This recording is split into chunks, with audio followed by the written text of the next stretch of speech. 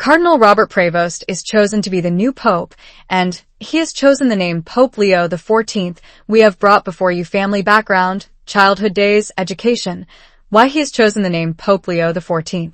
And what are the challenges before him? After less than 24 hours of seclusion in the Vatican, cardinals ended the 2025 papal conclave with the election of a new pontiff. The man chosen, 69-year-old Cardinal Robert Prevost, of Chicago, will be known as Pope Leo XIV, the first pope ever from the United States. Here's what to know about him. Where is Pope Leo XIV from?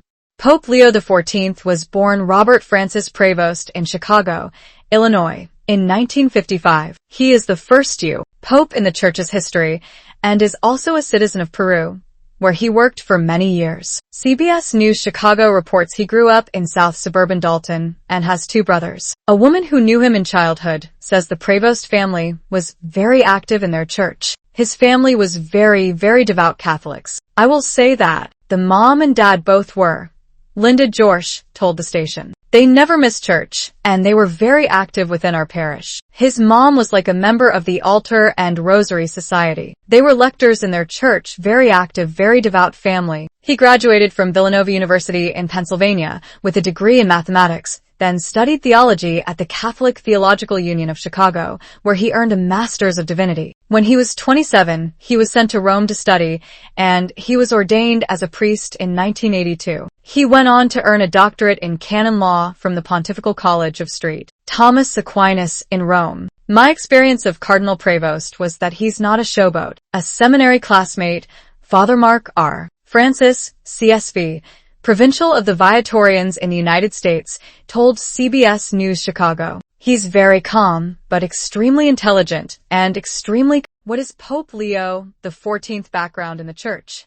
After his ordination, Prevost went to work as a missionary in Peru. He returned to the U.S. for a few years, and then went back to Peru, where he ran an Augustinian seminary in Trujillo. In 2014, he was appointed Apostolic Administrator of the Diocese of Chiclayo in Peru by Pope Francis, according to the Vatican. A year later, he became a bishop. Pope Francis made him a cardinal in 2023. Before becoming pope, Prevost, who is 69, was the head of the Church's dicastery for bishops, meaning he oversaw the selection of new bishops. Overall, he's considered a centrist, but on many social issues he's seen as progressive, embracing marginalized groups like Francis, who champion migrants and the poor. But Prevost opposes ordaining women as deacons, for instance, so he's seen as conservative on church doctrine. He kept a low profile on the most contentious, neuralgic, sensitive, controversial issues facing the Church, said CBS News papal contributor Francis X. Rocca. Why did Pope Leo XIV choose his name?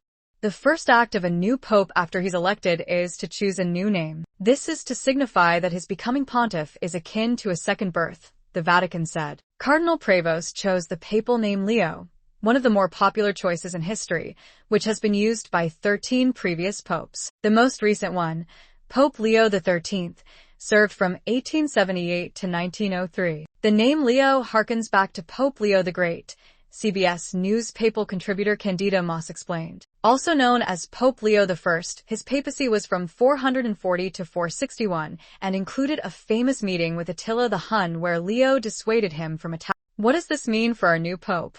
Well, it might mean that he too is going to stand up to oppressive political forces in the world, Moss said. She noted that Leo I was also known as a great intellectual and theological reformer. The name the new pope chooses often reflects attributes they hope to embody in their papacy. It will indicate a certain spirit and direction and vision of the new pope, said Dennis Doyle, a theologian and professor emeritus of religious studies at the University of Dayton. Challenges ahead of the new pope. There is a long list of demands in the new pope's entree, but 5 most important are the position of women in the Church, fight against sexual abuse, inclusion of same-sex marriage, the drastic fall of Catholic population in Europe, and restoring papal finances. People both inside the Catholic Church and around the world will be watching how the new pontiff deals with